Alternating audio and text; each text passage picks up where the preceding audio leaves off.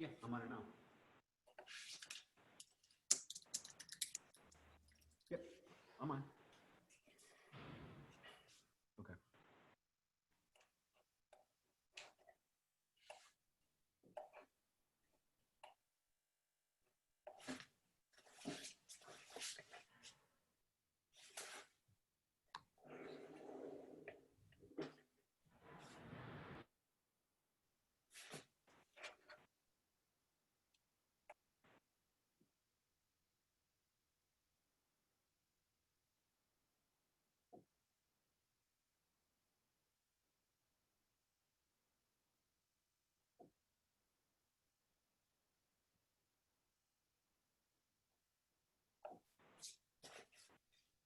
Is everyone ready? Yes, sir. All right, very good. Good morning. I'm Steve Bynum, senior producer at WBEZ Radio for the Reset program. And it is really a pleasure to have you all here at the Elevate Energy Illinois Economic Recovery, the role of clean energy and jobs training town hall. This will be a vibrant conversation about one of the most important issues of our time. And I think it's really important before we get started to introduce you to our incredible panelists who are kind enough to be here. And first, I want to introduce Jorge Perez, Executive Director of HACIA, University of Construction Design. Mega Lakshura, the Director of Policy and Utility Programs for EV Box. Daryl Maher Gillis, the COO, Chief Operating Officer of Elevate Energy, and Angela Morris, Policy Associate at the Chicago Jobs Council. And I want to thank our sponsors and partners, Illinois Green and the Illinois Clean Jobs Coalition, for helping put this incredible event together. And so first, let's just talk about the stakes, why this matters, why we are here, why the clean energy movement and the push towards more green energy policies matter, clean jobs in a green economy. So maybe we should just start. Delmar, you are our host from Elevate Energy. Let's talk about the stakes. Why does this matter? Yeah, and thank you, Steve. Hello, panelists, and I'm really excited to be here today to have this very important conversation. Steve, this is really critical at this point in time. When you look at what's going on, especially here in Illinois as it relates to social justice, as it relates to environmental needs of our communities, as you look at job creation, to have this conversation about clean energy jobs, to have a conversation about environmental issues, especially in the Black community and in brown communities, is critical. When we look back over time and we look at things like when the internet was first kind of launched and rolled out, when we look at when cell phones first came online, often what you saw was that communities of color were left behind that didn't have access to those new technologies. And with the clean energy economy growing at 5 times the rate of the rest of the economy, we really want to start with a strong foundation so that Black and brown communities not only have access to the technologies and the innovation, but we're also part of the jobs that are being created in this space. It's interesting that you speak about it in terms of connectivity or the lack thereof, because it's not only having being connected to these resources, but that they're adequate so that even though Black and brown communities have, when they are connected through the internet and to energy sources, that they tend to be woefully inadequate. It's one thing to have Wi-Fi and broadband. It's another thing to have Wi-Fi and broadband that's adequate for, let's say, design or having a conversation like we're having right now. And so, Jorge, considering the fact that you are in a university that's behind driving, sort of applying on the ground these policies and creating that infrastructure, give us your thoughts about the stakes and why this matters. Yeah, well, I would say in terms of the stakes, HACIA University is part of HACIA, the Hispanic American Construction Industry Association. But I agree with Delmar. If you look at from a macro sense, in terms of just the cost of energy overall, that's been falling considerably over the last several years, where fossil fuels, coal, is now being surpassed by renewables.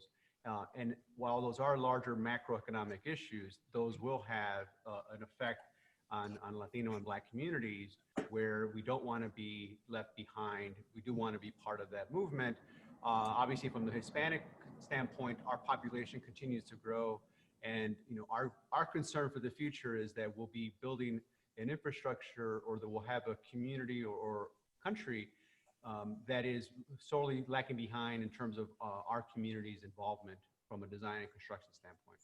Let me follow up real quick before we move on to other panelists. When you look at a situation like the Crawford power plants, and what happened when there was the smokestack demolition and it caused this huge dust cloud to go through the little village neighborhood, what are the things, Jorge, you need to see as far as moving forward in the future for sites like this and building that infrastructure and guaranteeing the safety and the health of residents like the people in Little Village? Well, I would say from the standpoint is that you don't have a long line of developers coming into brownfield sites and wanting to clean them up. If you look at other industrial sites in Chicago, there is a bit of a boom of developers coming in and actually redeveloping sites that have been vacant for 40, 50 years. In my neck of the woods on the southeast side of Chicago, there are right now about 3 or 4 large developments, one with North Point Development, Ford, the assembly plant is down there, and their supplier park. And then you also have the new facility where the CTA rail cars are being assembled. In the last few years, and over the next 4 or 5 years, there will be a considerable amount of this investment in development of industrial property. The Crawford property and that implosion mistake was something that we took very seriously. We've been working on ensuring that they had minority and women businesses involved in the entire redevelopment of that project, but we wanted to hold them a little more accountable. And the challenge of that is actually to be able to work with them. And what we've got from them was a strong commitment to sponsor a labor and career apprenticeship programs specifically for residents of the Little Village community, so that they can get trained, possibly work on this project, but will ultimately be able to be sponsored into a union job. Good. And Mega, you are responsible for thinking about this from a policy perspective. And so give us your thoughts about what you've heard so far, and then also the stakes, especially from what our leaders can do, our legislators. Well, for me, I can personally relate to all of this. I moved to Chicago from California about a week ago, and just living in San Francisco Bay Area for all this time, I've just been experiencing the wildfires, the smokes, and hearing about all the vineyards that we used to visit, being devastated and torn to the ground. So climate change is for real, and not only do we need to create jobs that sort of and adopt energy sources that help alleviate that kind of climate change, but also in the midst of all these natural disasters, when we're looking at rooftop solar, when we're looking at batteries, when we're looking at EVs, we're giving people a lot of self-sufficiency in these terms when we're talking about natural disasters. If you have a blackout and you have rooftop solar and storage, you can take care of your power needs. And the same with EVs, you don't have to go to the gas pump. And so I work for EV Box, and for us, our mission is that we're driven by a zero emission future and electric vehicles for all. And very recently, we've come to Illinois to set up our headquarter, manufacture, these high powered chargers which can charge your cars in 10 minutes. And the important thing to note here is that these are jobs of the future. We're creating the infrastructure to support cars of the future, and not technology which is going to be obsolete in the future, like internal combustion engines. So for us, I think of it in various ways. One, obviously, is in these disasters that we're living in, how do we create a better future for ourselves and for the future, and how do we create jobs that are future proof? And I'm proud to say that we're doing both, and that's what I think about it. And Mega, you gave me a perfect transition to Angela. So Angela, you're with the Chicago Jobs Council. So tell us a little bit about what that council does. And when you hear these conversations about the types of jobs you're advocating for and where you want those jobs to go and what the future looks like and what you want to see. Thanks, Steve. I'm really excited to be here with all of you all and friends from Elevate Energy. Thank you all for facilitating this conversation. So the mission of the Jobs Council is that all people should have access to employment that helps them move out of poverty. And we want those people and those families to remain out of poverty. And we know that clean energy is emerging. It's an opportunity for us to really do some critical thinking and dig deep on what types of jobs and industries and career pathways present to people. So back during our President Obama's administration, there was another green collar moment. Unfortunately, it was impacted by, all those ideas and investments were impacted by the Great Recession, where we lost the opportunity to move forward and advance that vision that he had at that time. Well, now, we can build on that because we have much more information. Back then, a lot of things were unclear and uncertain about what types of jobs and what opportunities existed. But now we have more information about the future, like Mega has talked about, and what career pathways and jobs and businesses are bringing opportunities into this clean energy space. And I just want to say, I was recently in another town hall where I said, oftentimes career advancements and career pathways and jobs are within existing industries like healthcare or manufacturing.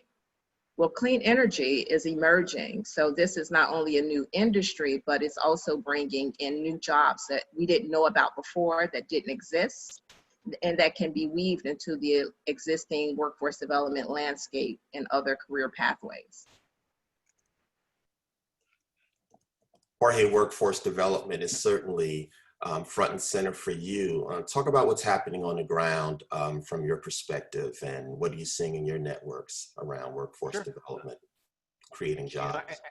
At Hacia, the way we look at workforce development is a two-sided coin. On one side, you have the incumbent workers of existing firms, and we do a lot of capacity building and technical assistance to small manufacturers, small contractors and engineering firms and architectural firms that are minority owned. Obviously, majority are Hispanic owned, because they are more likely to hire other minorities as part of their workforce or sponsor them into the union for those that are signatories to a union. The other side of that coin is the job seeker. And obviously there is a considerable amount of investment that's planned over the next several years just in the infrastructure here in Illinois. And we want to make sure that we're providing a feeder to that industry, because the demographics of the existing union workforce are not in their favor. It's an aging workforce. And quite honestly, they have had no real plan for replacement with folks from Hispanic and Black communities. But that's changed considerably, I think, over the last few years, partly led by large developers, partly led by our public authorities as well, that they've been actually encouraging them and pushing them further for inclusion of folks from the job seeker standpoint. So we provide a considerable amount of training, both for folks who want to become a laborer, start there, or those who want to become a carpenter or become an electrician. But we have actually been participating in the FIJA program in terms of building capacity. And part of our challenge with that was convincing the folks at ComEd that while we were a little, I guess, sensitive to understanding that we may not have enough demand for solar photovoltaic installers, we would have still existing firms a few years later after the FIJA program started. And what I mean by that is we have a program that gets small contractors, the guy or the gal who's got a truck or a van, who has revenues of less than $500,000, who does a good job. They're a great entrepreneur, but they need that capacity building so that they can estimate better, bid better, and manage their projects more effectively and profitably. And what we wanted to do is include in there a layer of photovoltaics and understanding that industry as part of their offering to their clients. And obviously at the end of that, we would have an ability for them to hire individuals that are being trained from the other partners of the FEJA program to be the actual installers. There just hasn't been enough demand in Chicago and Cook County to be able to actually do all that and put that into practice. Delmar, you're shaking your head. So it's interesting you talk about demand, but demand is also based on the ability to have basic resources. You know, I mean, you can have there would be a great demand for EVs if there was an infrastructure and a power grid to support it. So, and especially since we're all persons of color on this panel, and that seems to be really top line for this conversation. Maybe give your thoughts on what you're hearing from Jorge. Yeah, and thank you, Steve. I agree 100% with what Jorge was saying. And to your question, I think part of what we need to think about is where are the jobs and the opportunities being created, and how are we creating those opportunities? As Jorge mentioned, I think the Future Energy Jobs Act, or FEJA as we like to talk about it, was a good first start. It gave us an opportunity to begin to engage the utilities and to begin to engage stakeholders in this conversation about where is this clean energy economy moving. What we're looking at with this next round of legislation, which is called CEJA, which is the Clean Energy Jobs Act, is really advancing this conversation. So the points that you're making, Steve, are very relevant here. We need to start looking at where are the jobs being created, what jobs are being created, what partnerships are being developed with the developers, with the solar companies that are coming into the marketplace, with organizations like Mega's organization, EVBox. What we want to do is make these tools, these technologies, and these jobs accessible. And at the state level and through legislation, what can we do to incent businesses and companies to work with Black and brown companies and begin to work with community organizations so that instead of these solar farms being created, you know, out in rural areas only, there are plenty of brownfields. There's plenty of opportunities within Chicago proper, within Cook County, within the surrounding region, where we can look at rooftop solar, where we can look at EV stations in communities of color, you know, where we can look at various technologies and job creation opportunities in our communities. That way, the folks that Jorge is training, that Elevate is training, that Angela is helping support training, and the technologies that Mega and her organization are creating are being interspersed within our communities. It shouldn't be something where we have to watch television to see these technologies. We should be able to look out our front window and see solar farms and solar arrays and rooftop solar. And we should have people coming to our homes that look like us installing these products for us. So making those connections and that connectivity, I think, is really important. Thank you. So to remind everyone, we're at the Elevate Energy Town Hall on clean energy, and that was Delmar Gillis. And we're also joined by Angela Morrison and Jorge Perez. And Mega Lakshura, I want to transition to you as we're talking about clean energy. And we actually have a question from the audience, from Christina, who's asking, what can we do to implement hydrogen as a renewable energy source in Chicago, including H-cars and buses and H-fuel stations? And before you answer, you have an interesting background, is that you've spent some time in Amsterdam, where the path where they've made certain decisions as a culture, as a society over decades, and which put them far ahead of where we are right now. So maybe while you're answering Christina's question, you can also incorporate your experiences in Amsterdam and across Europe on this issue. Yeah, sure. In the Netherlands clearly chose electric as the fuel that they wanted to invest in. So even before, right now, I think approximately 10% of new car sales are electric. And in Norway, around more than 50% of new car sales are electric. And those have all been driven by government policy, by regulation, and by a bunch of city laws that have also. So what happened in Amsterdam was that the city, even before electric cars became very popular out there, decided to invest in the infrastructure. So we worked with the city, and we've installed over 2,000 public chargers all over the city of Amsterdam. We've also done almost the same number in Rotterdam. And we worked with the city, we worked with the electric utility, and that's and we put them in the right places. And we're also looking at ways to combat impact to the grid. So that's how it took off over there. And now in Amsterdam, post 2025, you can't buy an internal combustion engine. In 2030, you can't even drive an internal combustion engine in the city. So if you bought one right now, it's basically obsolete in the next 10 years. So and Governor Gavin Newsom just announced that by, I believe, 2035, that will be the case in California as well. Yes, he did. And, that was the first time that we saw something like that in California. And it was for zero emission vehicles, which also includes hydrogen. So, based on what we're seeing, hydrogen has a time and a place. We've seen, I work for, I work for a company that manufactures electric chargers. So, but as for hydrogen, we see that more of a technology coming up with trucks and the heavy duty sector or so for the more long distance haul, but and people are still figuring out how to fuel it because it's complicated. It needs to be outside the city limit because there are certain challenges associated with it, but it's being developed in parallel with electric. But we see more of a focus on electrics, especially with light duty vehicles, with our cars, with our passenger cars. And for California, yes, Governor Newsom recently came with the 2035 announcement, but even before that, Governor Jerry Brown had targets of 1.5 million EVs by 2025, not EVs, sorry, zero emission vehicles, which also includes hydrogen, and 5 million by 2030.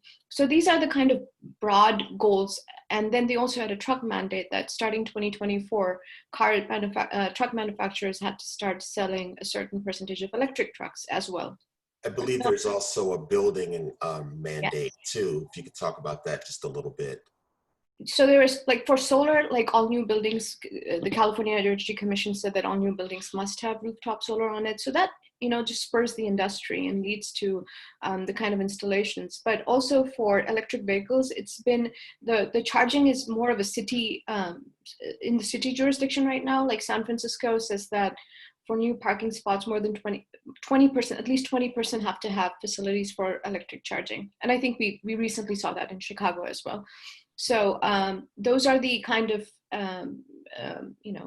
those are the kind of mandates or so that encourage adoption of either solar or electric vehicles, whatever we're talking about.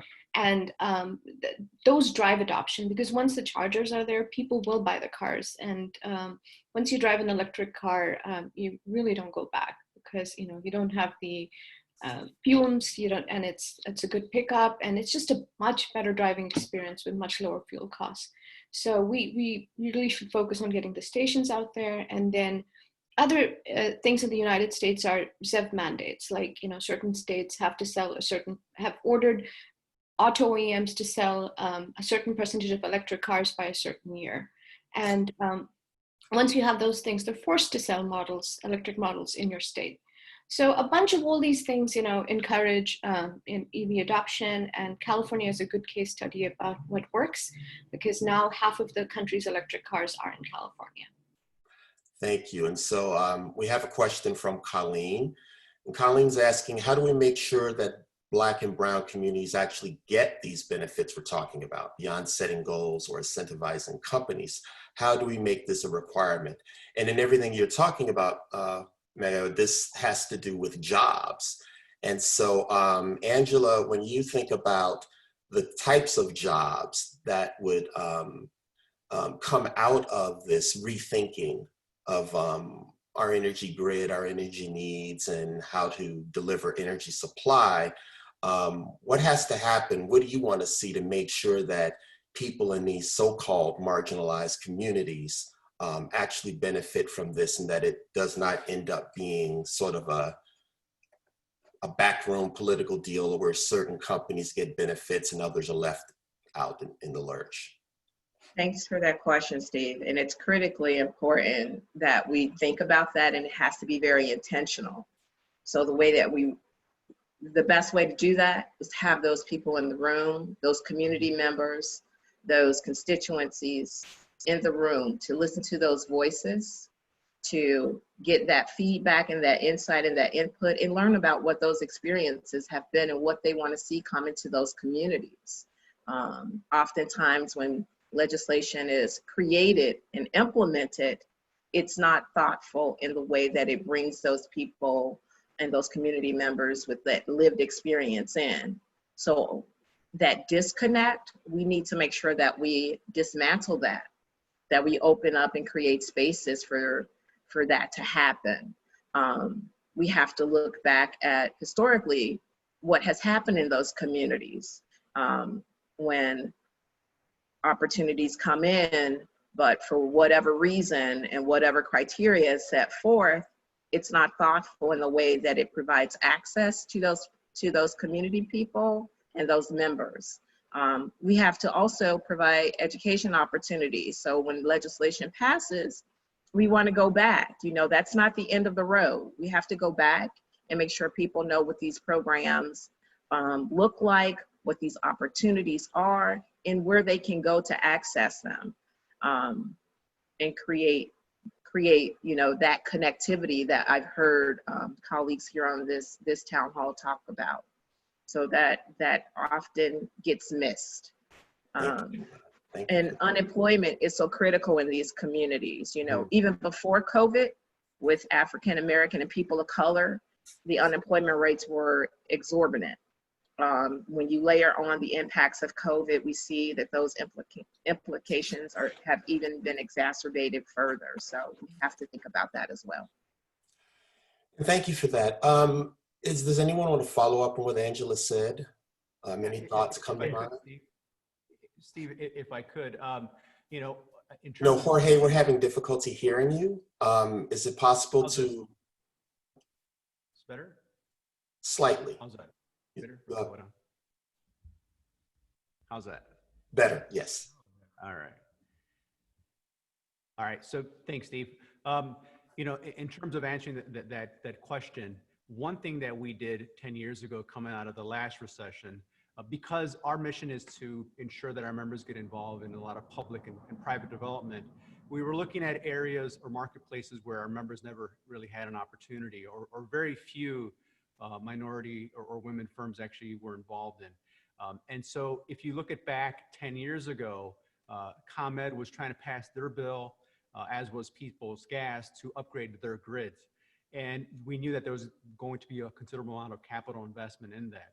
And so what we decided to do is we teamed up with a strategic ally of ours, the Federation of Women Contractors, and we pushed a bill that would require all the utilities in Illinois to annually report their diversity spend. And there wasn't anything in there saying it needs to be a mandated X percentage that goes to minority firms. What we wanted them to do is publicly go to the regulator, the Illinois Commerce Commission, every year and report their numbers, because the intent was to create an entirely different conversation with the utilities. And lo and behold, the first couple of years that the utilities go up there, I'll give you an example. In 2011, they spent $1.6 billion, and less than 3% went to Hispanic firms in all categories, not just design and construction, in every single category, from professional services all the way through to cleanup. And so what happened every year as a result of that is you had the Illinois Commerce Commission commissioners challenge them to see what they can do for the next year.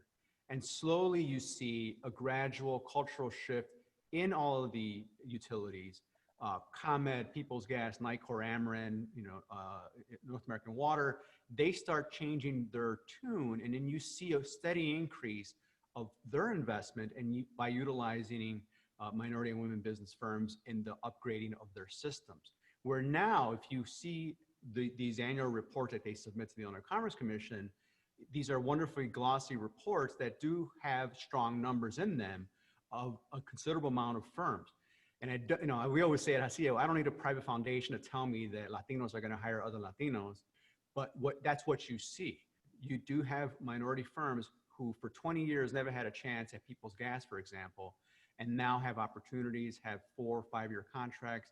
And so you do see a considerable amount of employment, an increase in growth in these minority firms. And that speaks a lot because we're trying to mimic that in other marketplaces, private universities being another, and we passed the bill for that, hospitals being another, and God knows they need to upgrade their systems, is what we learned over the last several months. But we want our members, and obviously other members of minority women business and veteran firms involved in that design and construction as well. And the same thing needs to be said on renewables and siege and how that all works. All these solar developers also need to be held to the same standard that the utilities are being held to in reporting their annual diversity spend. And by doing that, you change the conversation and you hold them accountable in utilizing our members and other members of the minority women business community. And that's Jorge Perez. He's Executive Director of HACIA, University of Construction and Design. I'm Steve Bynum, and you're listening to this conversation, this town hall that's being brought to you by Elevate, and Illinois Green is part of the Illinois Clean Jobs Coalition. And we thank them for coming together to make this possible.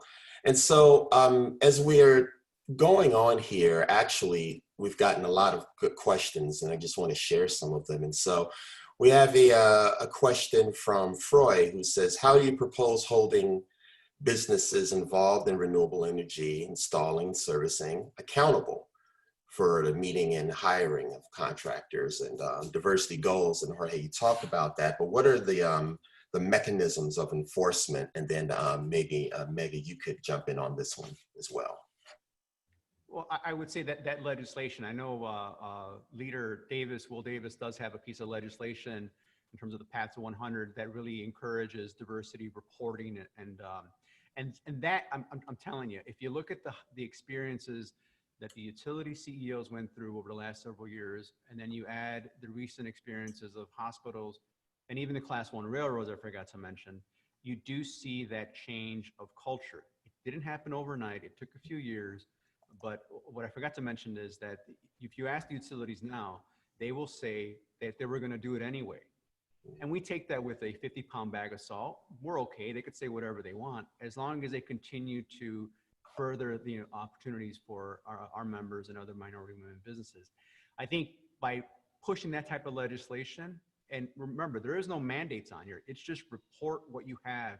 Everyone talks about transparency in business and in industry, and the solar developers also need to be held to that same standard. Right.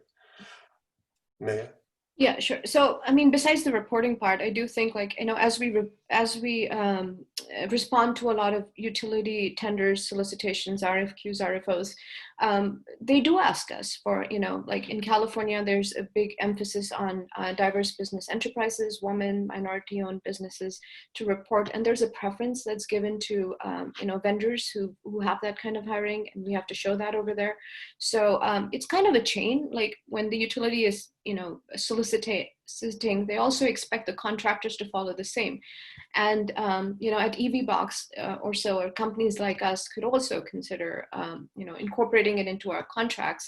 And in case, everything being equal, price whatsoever be equal, favoring the contract that, has that kind of representation in it. In California, another thing that also has worked, like especially for clean energy job, and I know we're talking about jobs right now, but is kind of a focused approach, right? You have a targeted approach. Like in California, they work on disadvantaged communities that are disproportionately impacted by pollution, which in turn, is coincident with where ethnic minorities are and where low-income populations are. So every time we get any spending for utilities in any program, be it energy efficiency, be it EVs, be it any space, a certain percentage of that is always allocated towards these communities, and that kind of targeted approach or so. And now, we've been talking amongst our trade associations to extend that towards BIPOC communities as well. And introduce that kind of diversity as well in, how the contracting happens, how the procurement happens, how the programs are targeted to ensure that, clean energy, transportation, electrification jobs are for everyone and benefit everyone in society and are not just confined.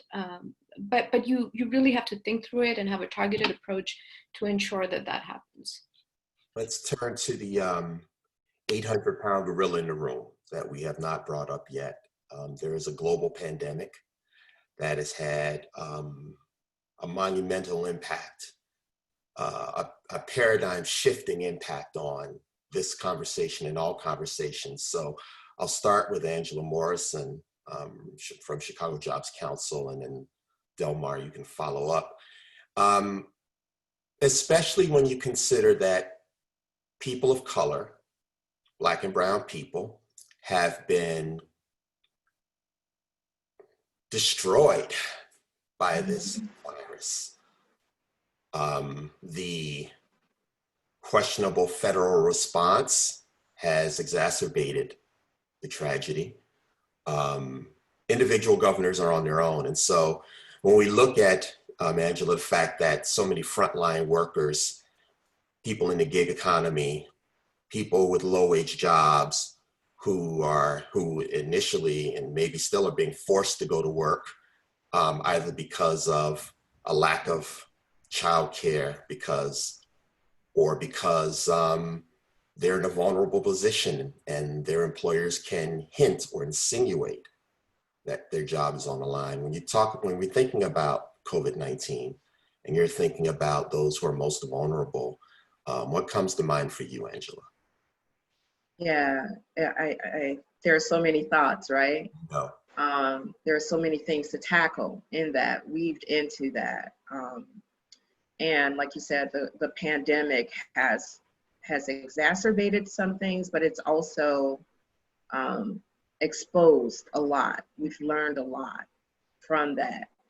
We know that the people on the front lines, both those workers, those essential workers, are in some of the jobs that pay the lowest wages, that don't provide a lot of benefit to them and their families around health benefits, quality of life.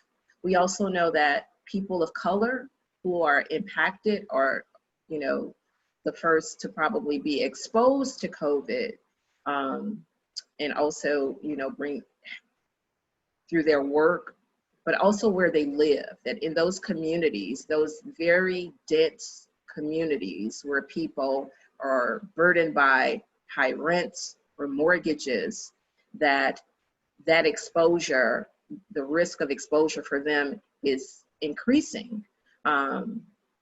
We also know that in those communities and for those workers that they have been disinvested. This is not, COVID just exacerbated it, but it also exposed it. This has been years of disinvestment for these workers and in these communities. There's intentionality behind that reality too.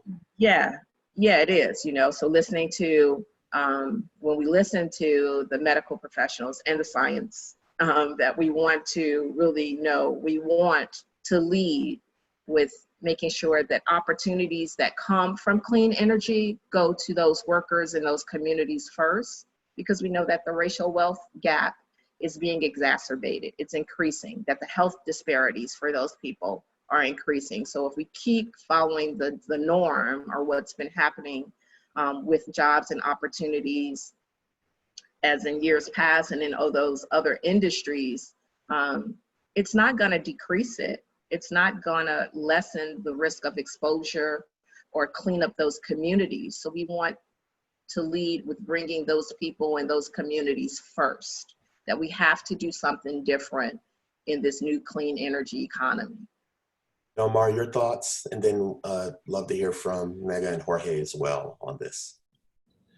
Yeah, I totally agree with everything that Angela just kind of went through. It really needs to be a communities first approach when we start looking at the impacts of COVID.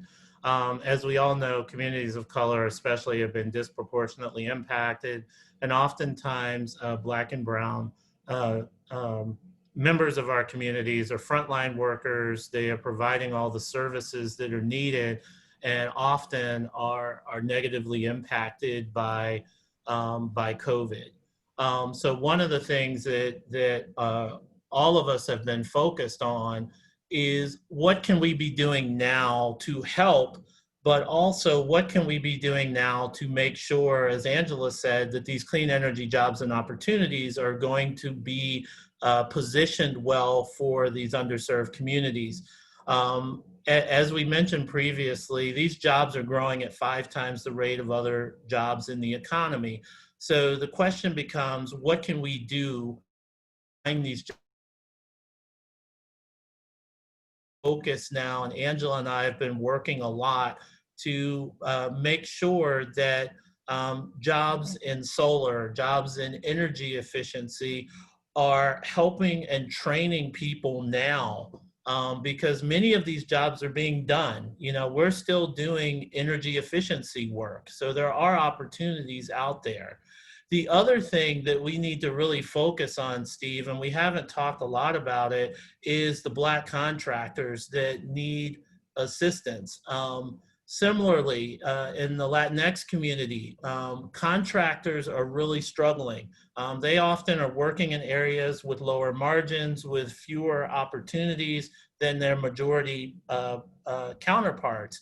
And so when we start looking at legislation like CEJA or some of the other legislation that's out there, there has to be a focus on not just creating the jobs, but what are we doing to reinforce these contractors so that they can make it through this pandemic. So on the other side, their businesses are going to be well positioned to be doing the hiring and taking advantage of the opportunities that are out there. So I just really encourage us, as we think about this, to think about both the worker labor force side, but also really be thinking about the Latino and Black contractors that are out there trying to sustain themselves and their communities through this pandemic, because they're also in need of support and assistance to take full advantage of the opportunities that are available. I mean, I can say this, like at EV Box, you know, we prioritized employee safety over anything during this COVID.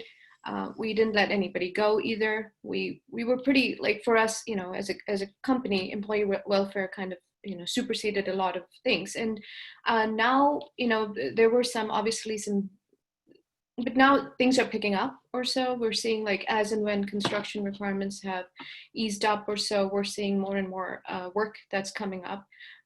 Regarding, you know, what you just said, Dilmar, the fact is that in Europe, they've estimated that just e-mobility, and I'm talking about like transportation electrification, has the capability of creating like 1.1 million new jobs in Europe by 2030.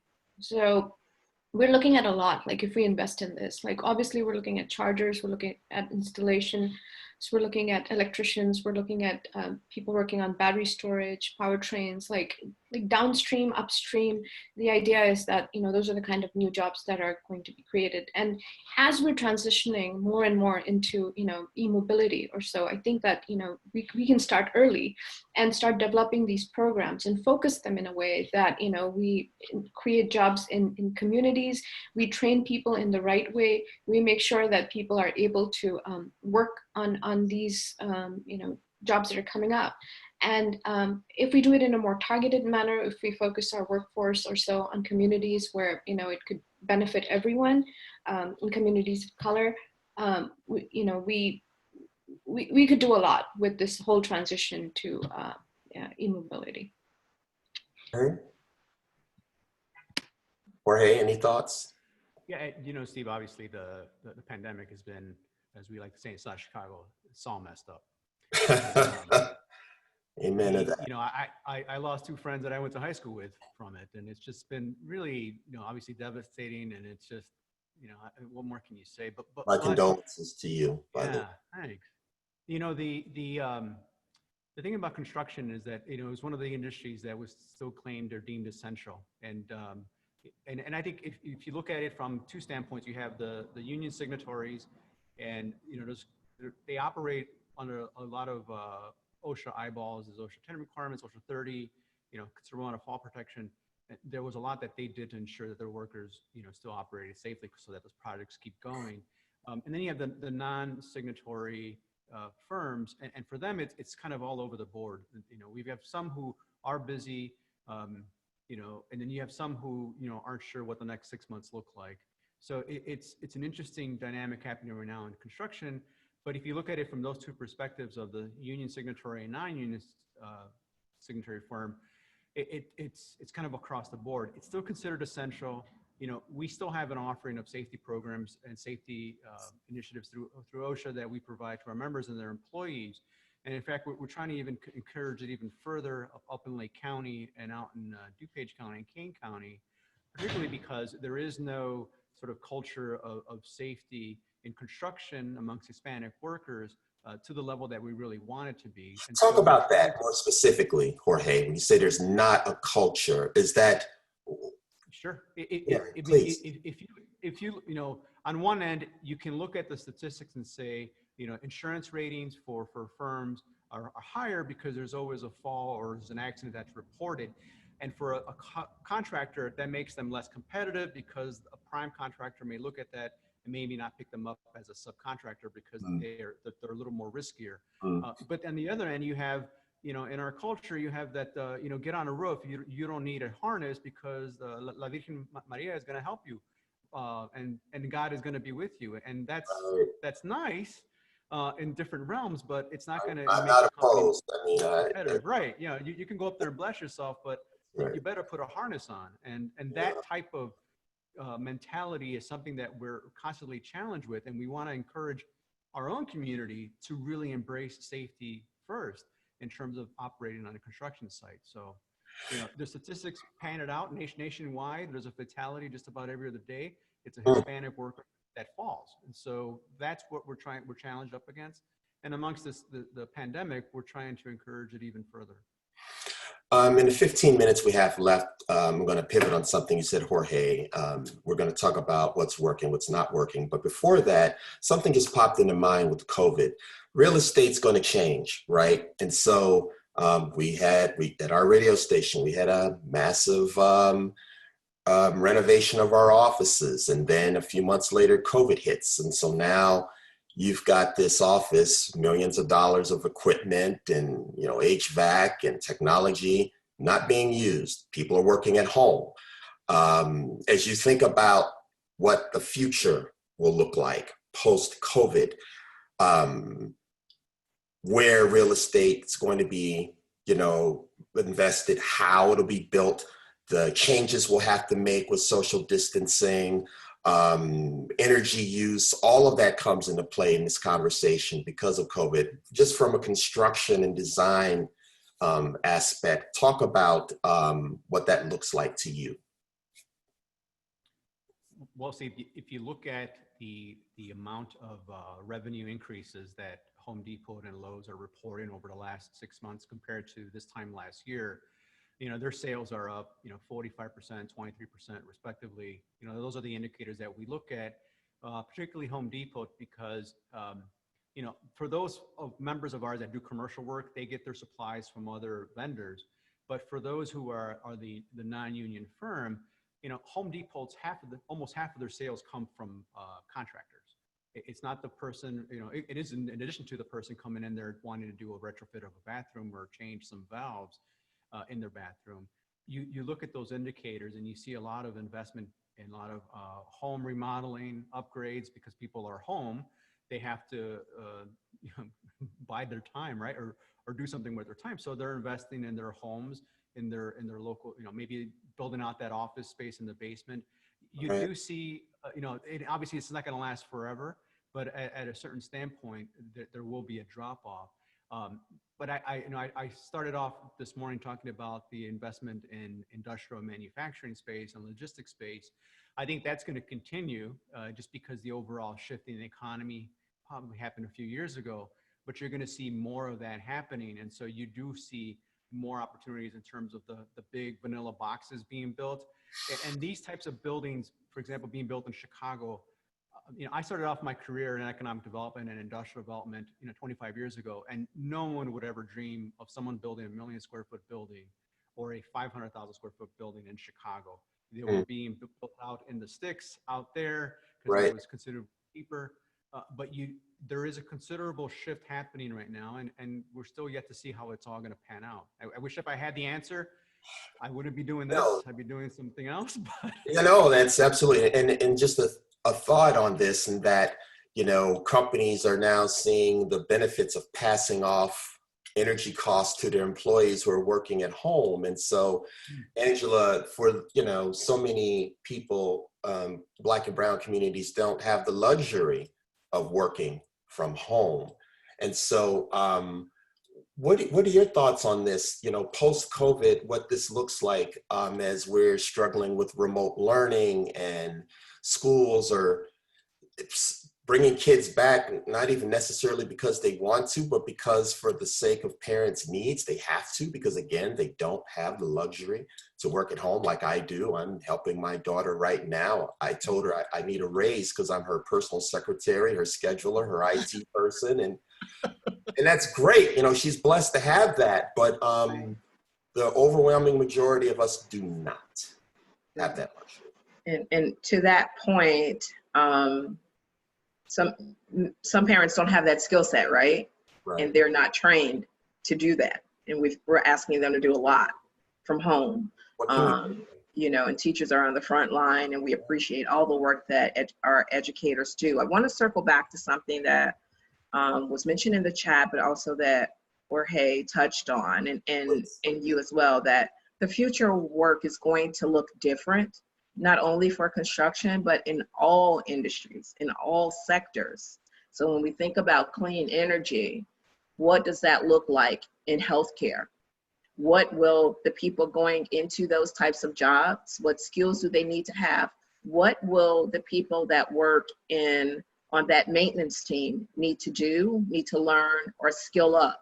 So we need to support workers in existing industries and sectors that will have to have new knowledge and skills related to clean energy. I think CEJA provides that to them, or access to opportunities to get those skills and or that knowledge and training that they will need. It's critically important that we think not only in the skill trades, but also in opportunities in existing sectors and industries and types of jobs, what workers will need. What will someone, that essential worker on the front line at, your local grocery store, what type of clean energy or sustainability training might they need to exist in how we want to see this new world of renewables? And, our planet needs it, the jobs will need it, our communities need it, the workers need it. Yeah, Angela, you had mentioned CEJA, and Luke had a comment, who's in the audience, that when we're talking about what's working, that there are specific provisions in CEJA that are designed, Clean Energy Jobs Act, just not assuming anything that they don't know, that are designed to provide people of color opportunities. Specifically, solar developers are required to hire from the workforce development programs. There are also specific carve-outs, including upfront project capital for diverse contractors. Mega, can you talk about maybe those kinds of carve-outs and other policy prescriptions and incentives that we should see that could work? I haven't seen those before or so. As I said, it's been mostly about reporting, and it's been mostly more on a voluntary basis, and then you report it. I yet have to think about what it looks like if you make it mandatory or so.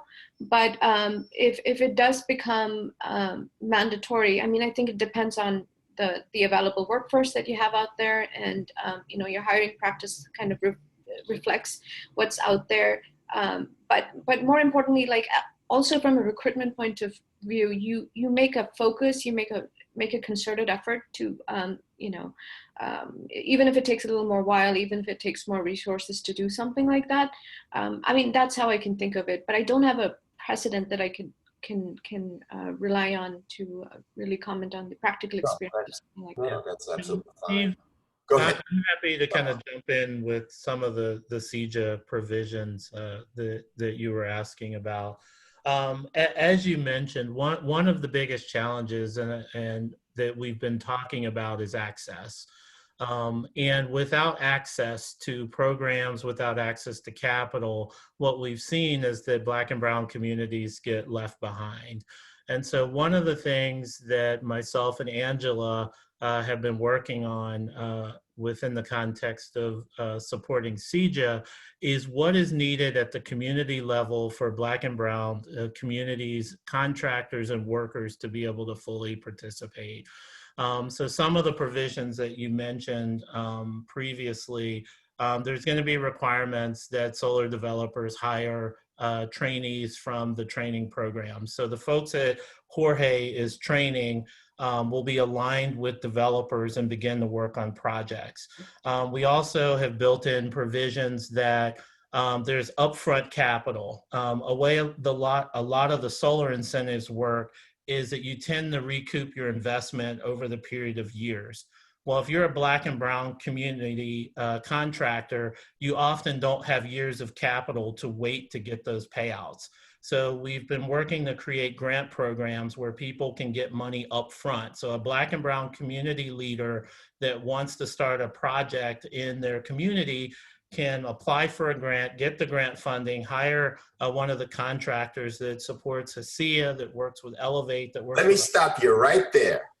Yeah. Everything you just said sounds great. Who in the world knows how to do that? So where do they come in order to have the information and the contacts to fill out these forms and get set up in the pipeline and the system? How does that work? Yeah, the quick answer is Jorge's pointing at HACIA. Great place to start. I'll put HACIA's information in the chat for those that want it. Elevate is a good place to go. Angela's organization, Chicago Jobs Council, Mega's organization, all of the panelists, if you get our websites, reach out to us, we can connect you. I've also put the information for the Illinois Jobs CEJA legislation, so they can go to the Illinois Jobs Coalition website, but there's plenty of great information out there, Steve, on all of these incentives, all of these programs, and how to access them in our communities. Excellent. So as we wrap, all right, you all are Harry Potter and Hermione. Magic wand. Here's, I'm going to hold up my wand. Everybody hold up your wand. And you're looking at what's needed, what the future has to look like. How do we get there? Let's just start with you, Mega. You got a magic wand. What are you doing? Well, with the magic wand, the first thing I do is like have mandates from the top. Basically, I think it starts there. Like, you know, a certain percentage of clean energy, 100% clean energy by a certain year, 100% electric vehicles by a certain year or so. I think that's where it starts. And then everybody gets down to implementing it and figuring out the brass and tacks and so. And then as we implement it, we develop programs that, you know, focus on, targeting things in a way that nobody's left behind, like transportation electrification for all, energy efficiency for all, solar for all, and in the process, like, you know, we end up creating jobs, and so in the right communities, and make sure that everybody's part of this movement. Who wants to go next? Angela, you've got a magic wand. What are you doing? We are passing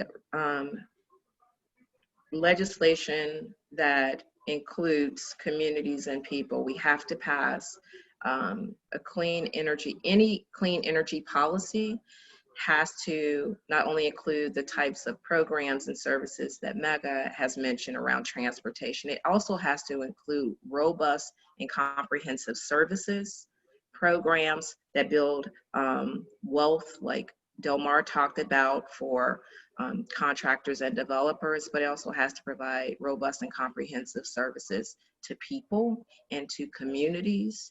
And it has to be rooted in centered in equity for everyone. Jorge? Well, I would say one of the quick things you can do is from the legislative standpoint, actually even from a voluntary standpoint right now, any solar developer can voluntarily submit reports to the Illinois Commerce Commission. If you look at their website now, they've got a considerable amount of firms that actually report what their diversity spend is currently or for the previous year. I think that's a good way to start it. I think that really will change the dynamic of the conversation. To the very practical, applicable standpoint, everyone talks about diversity and inclusion. You have corporations that are changing the way they do things, large corporations. I think that's going to continue to grow. But from a very practical standpoint, everyone has a computer and everyone has the ability to report this information. That really will change the conversation and really make firms like this accountable. And Delmar, after you answer this question, I would also like you to put on the table for people who are watching, who want to get involved, who want to do something. What can the average everyday person, if my wife came down and said, boy, this is important, what do I do now? What's your answer to her? But first, you've got the magic wand. Yeah.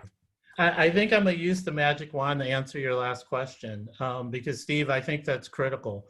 If I could wave a magic wand, I would have everybody get engaged in the conversation. There are a couple of ways to be engaged. One is simple: go vote. Your vote will have a large impact on everything that we talked about, whether it's at the local, state, or federal level. All of these programs that we talked about are tied to all of these elections and the public officials that we have in place.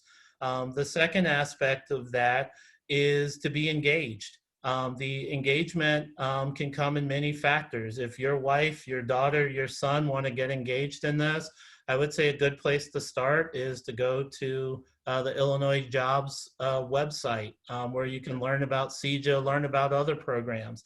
There are other solutions out there. Obviously, we support CJA, but there's a lot of great ideas out there. I would also say in the chat, I put all the websites of the organizations. Please reach out to us. We're here. We're happy to help. And if folks want to get involved in the discussion, we want more people talking about these things. Because in especially communities of color, the more that we talk about these things, the more that we demand and the more that we press forward is important. Lastly, Steve, just to wrap up, I just want to really mention that this year is Elevate's 20th anniversary. And so part of this town hall is part of the Elevate 20 in 20. So I would encourage everyone to go check out our website, see the programs, and we're also happy as Elevate to connect everyone to the various programs, legislation, and activities that are going on in this very important discussion. Well, thank you, Delmar Gillis, who's the COO of Elevate, and Angela Morrison, Policy Associate at Chicago Jobs Council. And also want to thank Jorge Perez, Executive Director of Hacia University of Construction and Design, and Mega Lakshura, Director of Policy and Utility Programs for EV Box. I want to thank all of the people in the audience who, incredible, really good questions. I see there's a Bruce Montgomery. I wonder if that's the same Bruce Montgomery, fan of Worldview, friend of Jerome McDonald. If that's you, say hi, giving you a shout out. And then everyone else, I just want to thank the crew at Elevate who just made this really low-hanging fruit and a light lift for all of us to make this happen. I want to just thank the people who helped put this together, Illinois Green, Illinois Clean Jobs Coalition. Just thank you all. And this is just the beginning of many discussions on this topic. And I'm really excited because, just as a shameless plug, my son is a recent graduate in environmental science from Loyola. And, it's really, I'm optimistic about the future and these young people who really want to do these jobs. And look, it's profitable to do it. It's also popular amongst our younger generation. It's the right thing to do. It's ethical. It's equitable. There's really no downside to this movement. And so I want to thank all of you for putting everything you did on the table and giving us your time. The questions that are in the chat, certainly you know who to reach out to get those questions answered. The panelists will certainly be happy to answer them if Elevate funnels those to you. And again, thank you all for giving us your morning and have a great day. Thank you, everyone. Thank you.